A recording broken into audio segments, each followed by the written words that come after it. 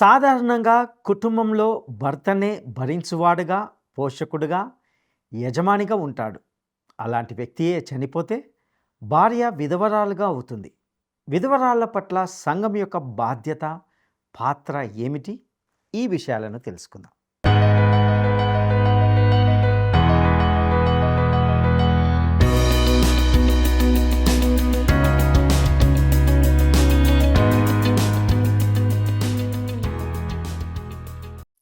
ప్రియమైన స్నేహితులారా, word రిసౌండ్స్ today పక్షంగా నేటి ఈ కార్యక్రమానికి మిమ్మల్ని ప్రేమతో ఆహ్వానిస్తున్నాం. మీరు మీ యొక్క కుటుంబాలు దేవుని యందు ఆనందిస్తూ సంతోషంగా అర్థవంతంగా జీవిస్తున్నారని, ఈ క్రమబద్ధమైన అధ్యయనాలను మీ జీవితాలకు అన్వయించుకుంటున్నారని తలుస్తున్నాం. ఈనాటి పాఠంలో మనము సంఘములలో బాధ్యతలు నిర్వహించే పెద్దల యొక్క బాధ్యతలను గూర్చి, మరియు స్థానిక సంఘంలోని ఆయా గుంపులకు మరియు పరిచర్య చేసే వారికి మధ్య గల సంబంధమును గూర్చి తెలుసుకుంటాం. స్తుతించెదాని నామం దేవా అనుదినం స్తుతించెదాని నామం దేవా అనుదినం దయతో కాపాడినావు,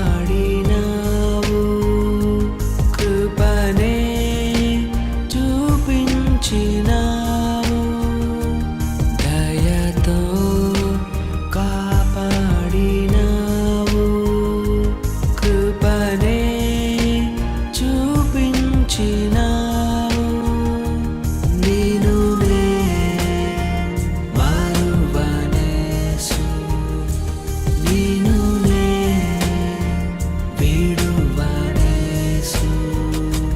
నిన్నునే మరువనేసు, నిన్నునే విడువనేసు. స్తుతించెదాని నామం దేవా అనుదినం.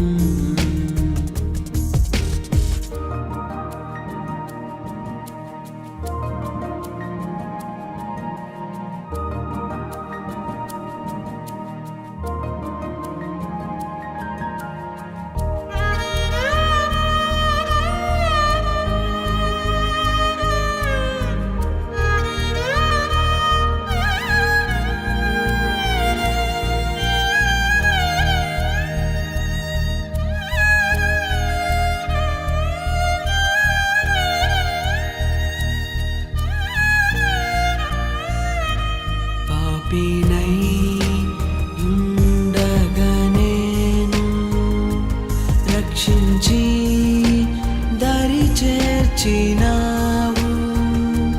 పాపినై ఉండగనేను రక్షించి దరి చేర్చినావు.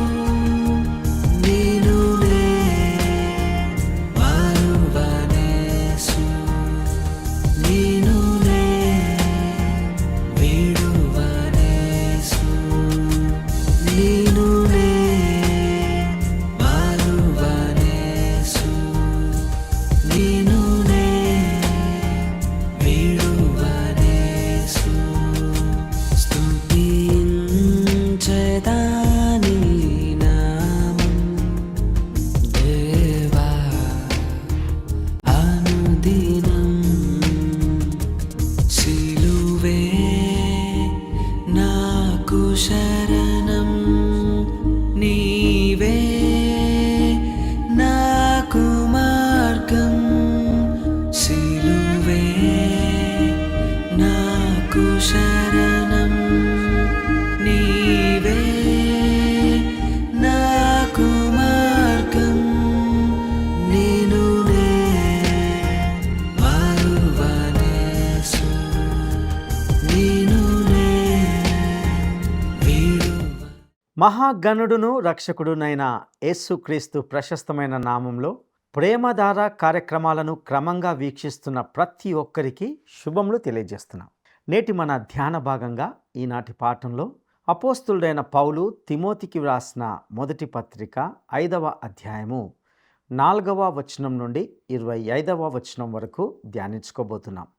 గత పాఠంను మనము విధవరాలను సన్మానించే మాటతో ముగించుకున్నాం.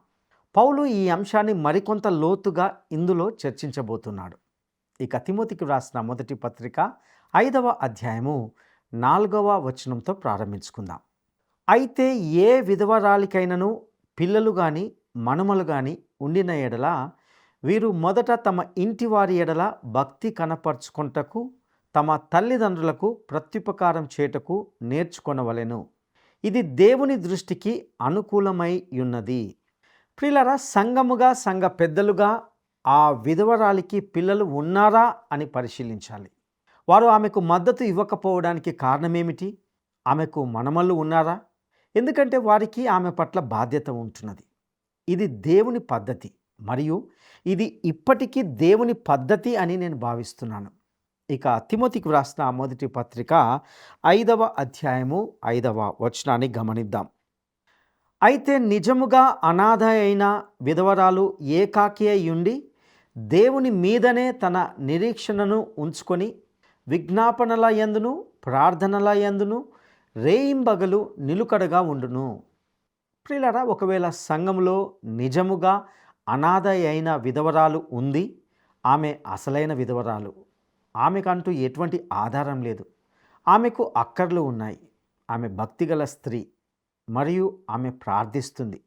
ఆమె సంఘం మరియు కాపరి కోసం మాత్రమే కాకుండా తన కొరకు మరియు తన అవసరాల కోసం కూడా ప్రార్థిస్తుంది. ఆమెకు అలా ప్రార్థన చేసే హక్కు ఉంది.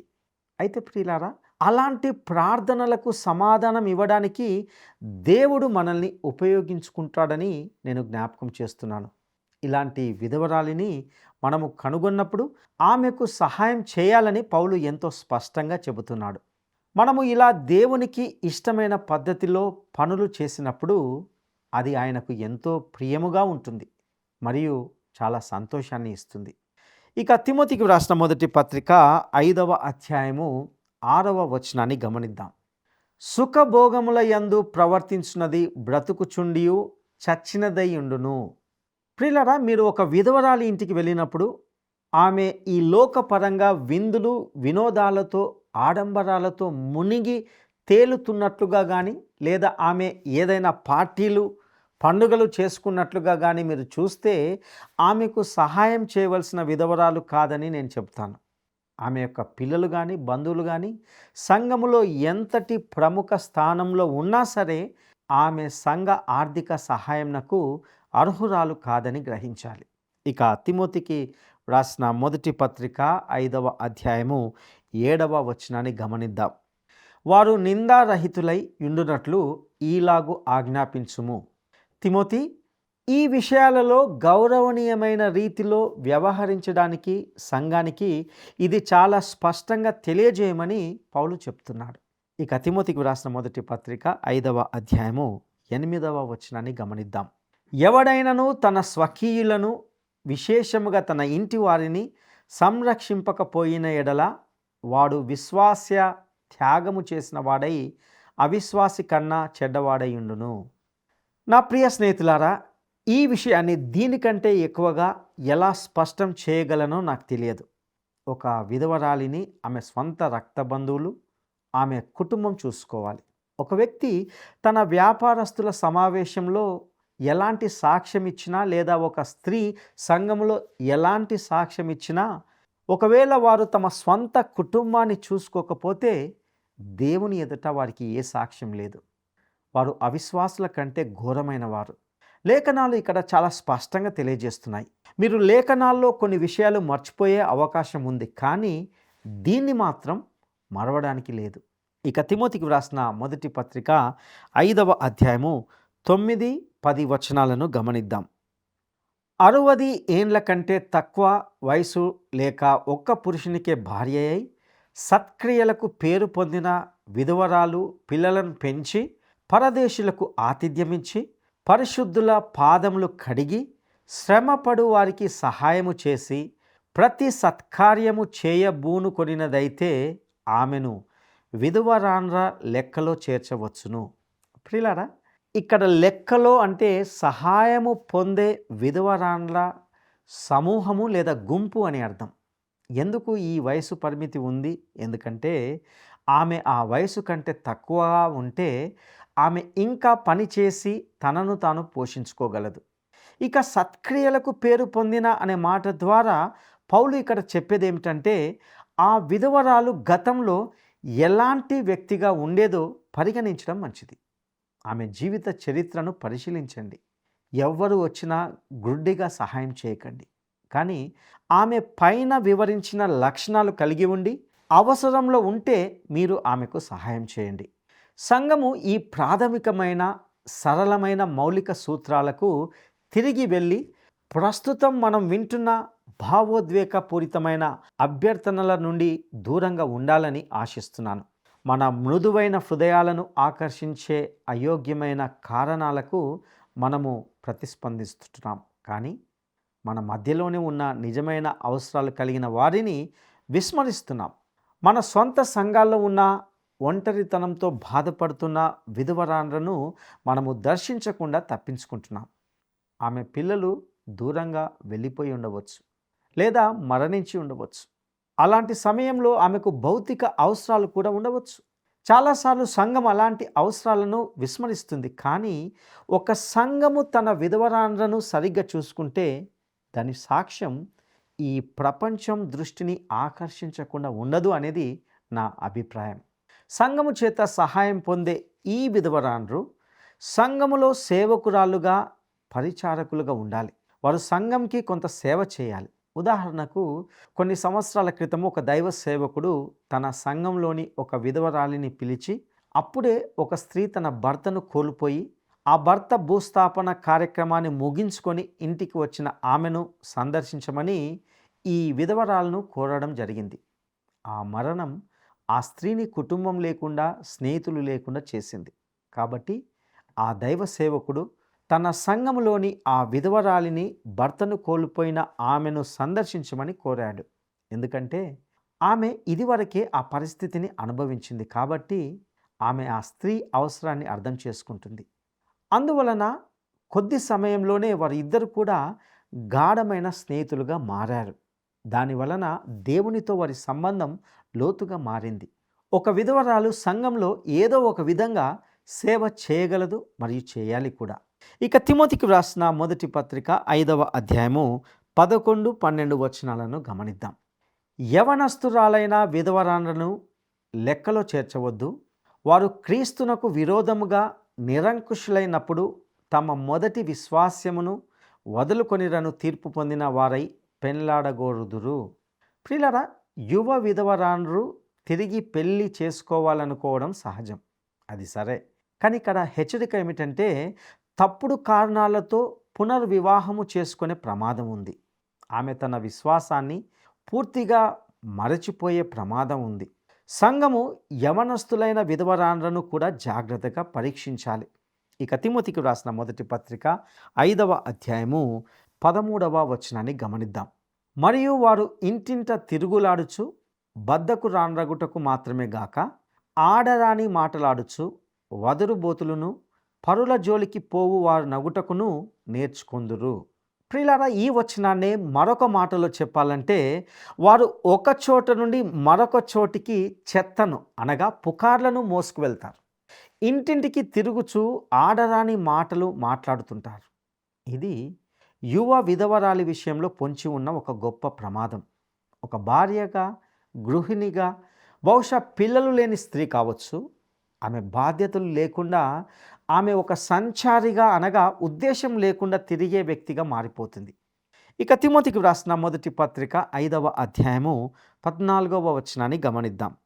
కాబట్టి యవన స్త్రీలు వివాహం చేసుకొని పిల్లలను కని గృహ పరిపాలన జరిగించుచు నిందించుటకు విరోధికి అవకాశం ఇయ్యకుండా వలెనని కోరుచున్నాను. ప్రియులారా, స్త్రీ గృహ నిర్మాతగా ఇంటిని నిర్వహించే వ్యక్తిగా ఉండాలి. ఈ మొత్తం భాగంలో పౌలు సంఘంలోని పురుషులు మరియు స్త్రీల ప్రవర్తన గురించి సూచనలు ఇస్తున్నాడు. ప్రపంచం ముందు ఒక మంచి సాక్ష్యంగా విరోధికి నిందించడానికి అవకాశం ఇవ్వకుండా ఉండాలని, ఈ సంబంధాలు అత్యున్నత స్థాయి ప్రమాణాలను కలిగి ఉండాలని ఆయన నొక్కి చెప్తున్నాడు. ఇక తిమోతికి వ్రాసిన మొదటి పత్రిక 5వ అధ్యాయము 15వ వచనాన్ని గమనిద్దాం. ఇంతకు ముందే కొందరు త్రోవ నుండి తొలగిపోయి సాతానును వెంబడించిన వారైరి. ప్రియులారా, ఇలాంటి వారు నిజమైన విశ్వాసులు కాదని స్పష్టంగా అర్థం చేసుకొనవచ్చును. తిమోతికి వ్రాసిన మొదటి పత్రిక 5వ అధ్యాయము 16వ వచనాన్ని గమనిద్దాం. విశ్వాసురాలైన ఏ స్త్రీ ఇంటనైనను విధవరాండ్రు ఉండిన ఎడల సంఘము నిజముగా అనాథలైన విధవరాండ్రకు సహాయం చేయుటకై దాని మీద భారము లేకుండా ఆమెయే వీరికి సహాయము చేయవలెను. ప్రియులారా, ప్రతి కుటుంబము వారి వారి కుటుంబాల్లోని విధవరాండ్రకు వారే మద్దతు ఇవ్వాలి. అలా చేయడం ద్వారా సంఘము నిజంగా అవసరమున్న కుటుంబం లేని విధవరాండ్రపై దృష్టి పెట్టగలుగుతుంది. ఇక తిమోతికి వ్రాసిన మొదటి పత్రిక 5వ అధ్యాయము 17వ వచనాన్ని గమనిద్దాం. బాగుగా పాలన చేయు పెద్దలను, విశేషముగా వాక్యమందును ఉపదేశమందును ప్రయాసపడు వారిని రెట్టింపు సన్మానమునకు పాత్రులనుగా ఎంచవలెను. ప్రియులారా, ఆదిమ క్రైస్తవ సమాజము తమ బోధకులకు జీతాలు ఇచ్చేది. మరియు నా అభిప్రాయంలో మంచి బోధకులు కొంచెం ఎక్కువగా జీతం పొందేవారు. ఇక తిమోతికి వ్రాసిన మొదటి పత్రిక 5వ అధ్యాయము 18వ వచనాన్ని గమనిద్దాం. ఇందుకు నూర్చెడి అనగా కళ్ళెము తొక్కుచున్న ఎద్దు మూతికి చిక్కం వేయవద్దు అని లేఖనము చెప్పుచున్నది. పౌలు ఇక్కడ ద్వితీయోపదేశకాండము 25:4 మరియు లూకా సువార్త 10:7 నుండి ఉదాహరిస్తుంటున్నాడు. ధనాన్ని ప్రేమించే ప్రసంగికులను ఆయా సందర్భాల్లో మనం చూస్తూ ఉంటాం. చాలామంది ఇతర ఉద్దేశాలతోనే ఈ సేవలో ఉంటారు. అయితే మీరు చక్కని ప్రసంగాన్ని అందించిన ప్రసంగికుడికి ధారాళంగా మీ చేతిని చాచినప్పుడు అతనికి ఏమీ నష్టం కలగజేసిన వారు కారు. ఒక సందర్శక బైబిల్ బోధకుడి సేవ మీకు ఆశీర్వాదకరంగా ఉంటే అతనికి కూడా ధారాళంగా ఇవ్వండి. ఇక తిమోతికి వ్రాసిన మొదటి పత్రిక 5వ అధ్యాయము 19వ వచనాన్ని గమనిద్దాం. మరియు పనివాడు తన జీతంనకు పాత్రుడు. 2-3 సాక్షులు ఉంటేనే గాని పెద్ద మీద దోషారోపణ అంగీకరింపకుము. ఈ విధానంగాని పాటించబడితే నేడు మన సంఘాల్లో వ్యాపించి ఉన్న పుకార్లు, అపార్థాలు మరియు వివాదాలు చాలా మట్టుకు తగ్గిపోతాయి. పౌలు చెబుతున్నది ఏమిటంటే, పాస్టర్ కానీ సంఘ పెద్ద కానీ ఎవరైనా ఎవరి చెవిలోనైనా పుకార్లు చెప్పడాన్ని వారు తప్పకుండా తిరస్కరించాలి. ప్రజలు తమ ఆరోపణలను సాక్షుల ముందు నిరూపించగలిగి ఉండాలి. ముఖ్యమైన విషయం ఏమిటంటే, మాట్లాడే ముందు మీకు వాస్తవాలు తెలిసి ఉండాలి. మరియు మీకు వాస్తవాలు తెలిస్తే ఆ విషయాన్ని ప్రచారం చేయకుండా సరి అయిన పెద్దలకు తెలియజేసి సమస్యను సరిదిద్దాలి. ఏ ఆరోపణ అయినా 1 కంటే ఎక్కువ మంది సాక్షుల ముందు మాత్రమే చెప్పాలి. ఇక తిమోతికి వ్రాసిన మొదటి పత్రిక 5వ అధ్యాయము 20వ వచనాన్ని గమనిద్దాం. ఇతరులు భయపడు నిమిత్తము పాపము చేయు వారిని అందరి ఎదుట గద్దింపుము. ప్రియులారా, ఒక సంఘ నాయకుడు పాపము చేశాడనే వాస్తవాలు తెలిస్తే అతన్ని ఖండించాలి. ఇక్కడ ఒక ప్రశ్న ఉద్భవిస్తుంది. ఇది బహిరంగంగా చేయాలా వద్దా?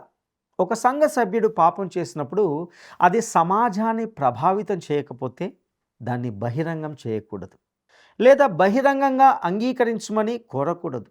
అయితే సంఘ నాయకుడు, సంఘ పెద్ద పాపం చేసి అది సంఘానికి హాని కలిగించినప్పుడు అప్పుడు అతన్ని పేరు పెట్టి చెప్పాలని భావిస్తున్నాను.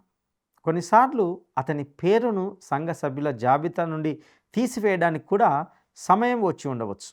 సంఘ నాయకుల జీవితంలోని పాపము సంఘానికి గొప్ప హాని కలిగించగలదు. మరియు పౌలు ఇలాంటి పరిస్థితులను ఎదుర్కోవడానికి ఇదే మార్గమని సూచిస్తున్నాడు. ఇక తిమోతికి వ్రాసిన మొదటి పత్రిక 5వ అధ్యాయము 21వ వచనాన్ని గమనిద్దాం.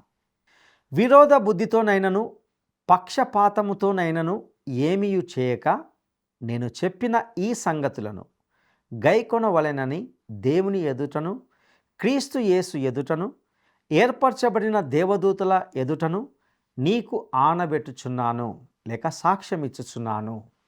ప్రియులారా, తిమోతి సంఘములో అందరినీ సమానంగా చూడాలి. ఉదాహరణకు సంఘంలో ఒక ధనవంతుడైన అధికారి ఉండవచ్చు. అతడు కాపరికి మంచి సన్నిహితుడై ఉండి ఉండవచ్చు. బహుశా ఆ కాపరికి బట్టలు కొనిచ్చి ఉండవచ్చు, లేదా క్రొత్త కారు కొనడంలో సహాయం చేసి ఉండవచ్చు. ఆ కాపరి తన సంఘానికి అలాంటి వ్యక్తి సభ్యుడని గర్వంగా గొప్పగా చెప్పుకోవచ్చు. మరియు ఆ మనిషి దోషి అని స్పష్టంగా తెలిసినప్పటికీ అతనిపై ఏ ఆరోపణలు తీసుకురావాలని భావించకపోవచ్చు. ఇక్కడ పౌలు చెబుతున్నది ఏమిటంటే, సంఘములో మనము పక్షపాతము చూపించకూడదు. యాకోబు పత్రిక 2వ అధ్యాయంలో యాకోబు భక్తుడు కూడా ఇదే విషయాన్ని చెప్పాడు. ఇక తిమోతికి వ్రాసిన మొదటి పత్రిక 5వ అధ్యాయము 22వ వచనాన్ని గమనిద్దాం. త్వరపడి ఎవని మీదనైనను హస్త నిక్షేపణము చేయకుము, పరుల పాపములో పాలివాడవై ఉండకుము, నీవు పవిత్రుడుగా ఉండునట్లు చూచుకొనుము. మునుపు చదివినట్లుగా పరిచారకులను హస్త నిక్షేపణము చేయాలని గతంలో ఇదే తిమోతి పత్రిక 4వ అధ్యాయము 14వ వచనంలో గమనించాం. హస్త నిక్షేపణము అనేది ఆ పరిచర్యలో భాగస్వామ్యాన్ని సూచిస్తుంది. ఈ వచనంలోని భావం ఏమిటంటే, ఈ పనిని త్వరపడి చేయకూడదు. ముఖ్యంగా కొత్తగా మార్పు చెందిన వ్యక్తి మీద హస్త నిక్షేపణము అనేది చేయకూడదు. ఒక యవన క్రైస్తవునికి వేదాంతం బాగా ఆకలింపు చేసుకొని అర్థం చేసుకోవడానికి ముందే బోధకుడిగా నియమిస్తే అతడు బోధించే వేదాంతం విచిత్రమైనదిగా, గందరగోళంగా ఉంటుంది. సంఘం అనేది దేవుని వాక్యము బోధించబడే స్థలముగాను, స్త్రీ పురుషులు విశ్వాసములో పెంపొందించబడే స్థలంగా ఉండాలి. సంఘములో ప్రేమ ప్రదర్శించబడాలి అన్నది ముఖ్యమే, కానీ అది దేవుని వాక్యంలో వేరుపారినదై ఉండాలి. మన తప్పు ఏమిటంటే, ఏదో ఒక అనుభవాన్ని ఆధ్యాత్మిక పరిపక్వతకు ప్రమాణంగా భావిస్తాం. ఇది గుర్రపు బండిని గుర్రం ముందు కట్టినట్లుగా ఉంటుంది. దేవుని వాక్యమే ప్రమాణం, మరియు అనుభవం దాని సత్యాన్ని నిరూపించగలదు. బైబిల్లోని స్పష్టమైన బోధనకు విరుద్ధమైన ఏదైనా అనుభవం దేవుని నుండి కాదని మనము ఖచ్చితంగా తెలుసుకోవచ్చు. ఎఫెసీ ప్రాంతంలో అనేక యవనులు మార్పు చెందిన వారు ఉన్నారు. వారికి బోధన అనేది ఎంతో అవసరం. యువకుడైన తిమోతికి బోధకులను ఎంచుకొని దేవుని వాక్యము బోధించడానికి నియమించడం ఒక గంభీరమైన విషయంగా ఉంటున్నది. ఈ వచనంలోనే పరుల పాపములలో పాలివాడవై ఉండకుము, నీవు పవిత్రుడుగా ఉండునట్లు చూచుకొనుము అంటే, తిమోతి నీవు రాజీపడకు. అప్పుడప్పుడే మార్పు చెందిన యువకుణ్ణి బోధించడానికి అనుమతించమని ఎవరైనా నిన్ను ఒప్పించడానికి ప్రయత్నిస్తే ఆ అవకాశం ఇవ్వకు. అలా చేస్తే నువ్వు ఆ పాపంలో భాగస్థుడు అవుతావు అని పౌలు అంటున్నాడు. బోధకులు దేవుని వాక్యంలో స్థిరమైన వారై ఉండాలని నిర్ధారించుకో అని పౌలు యొక్క మాటలోని భావం. ఇక తిమోతికి వ్రాసిన మొదటి పత్రిక 5వ అధ్యాయము 23వ వచనాన్ని గమనిద్దాం. ఇక మీదట నీళ్ళే త్రాగక నీ కడుపు జబ్బు నిమిత్తమును తరచుగా వచ్చు బలహీనతల కోసరము ద్రాక్షారసము కొంచెముగా పుచ్చుకొనుము. ప్రియులారా, కొన్నిసార్లు ఈ వాక్యాన్ని చదివినప్పుడు నాకు నవ్వొస్తుంది. ఎందుకంటే ఇది అనేక విధాలుగా తప్పుగా అర్థం చేసుకోబడింది. ఇక్కడ ద్రాక్షారసం ఒక పానీయంగా కాకుండా ఔషధంగా ఉపయోగించబడుతుందని స్పష్టంగా తెలుస్తుంది. అదే ఈ వచనంలోని సరైన భావం. ఇక తిమోతికి రాసిన మొదటి పత్రిక 5వ అధ్యాయము 24వ వచనాన్ని గమనిద్దాం. కొందరి పాపములు తేటగా బయలుపడి న్యాయపు తీర్పునకు ముందుగా నడుచుచున్నవి, మరికొందరి పాపములు వారి వెంట వెలుచున్నవి. ప్రియులారా, కొన్నిసార్లు దేవుడు ఒక క్రైస్తవుని పాపాన్ని ఇక్కడే ఇప్పుడే తీర్పు తీర్చవచ్చు.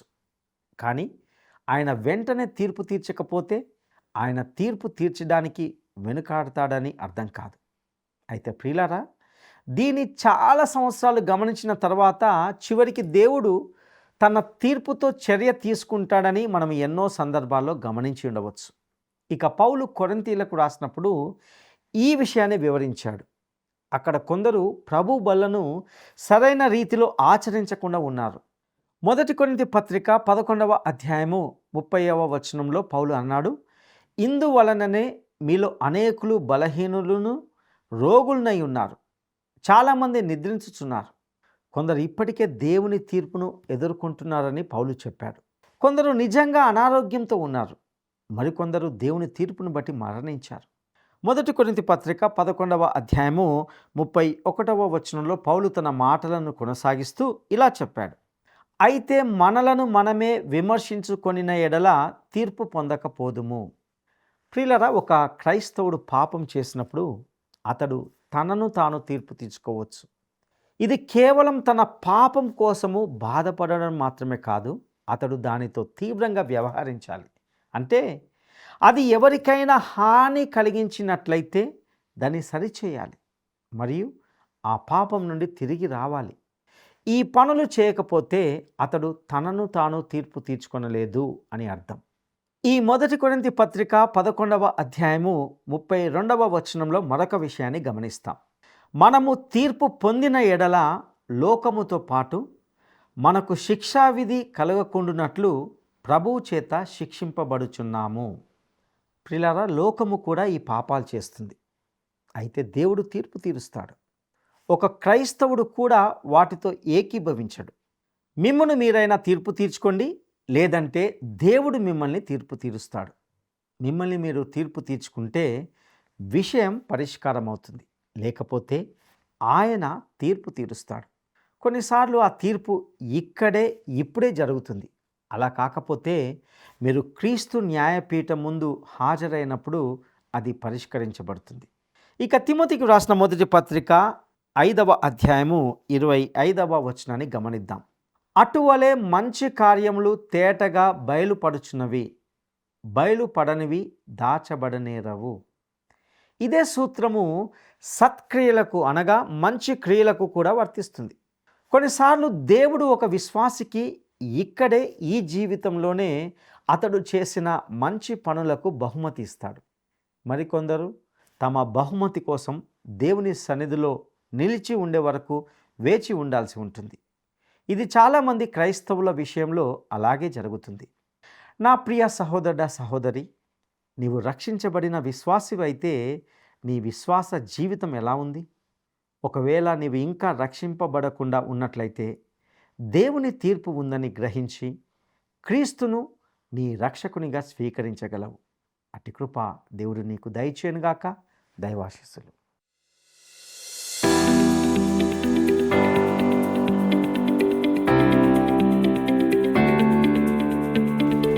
సంఘంలోని విధవరాన్ల లెక్కలో ఉండాలంటే ఆ స్త్రీకి ఎంత వయస్సు ఉండాలి? సంఘంలోని విధవరాన్ల లెక్కలో ఉండాలంటే ఆ స్త్రీకి ఎంత వయస్సు ఉండాలి? 1 60, 2 65, 3 70. ఈ ప్రశ్నకు సరైన జవాబును ఈ వాట్సాప్ నంబర్కు పంపండి. మా వాట్సాప్ నంబర్ 9399525570.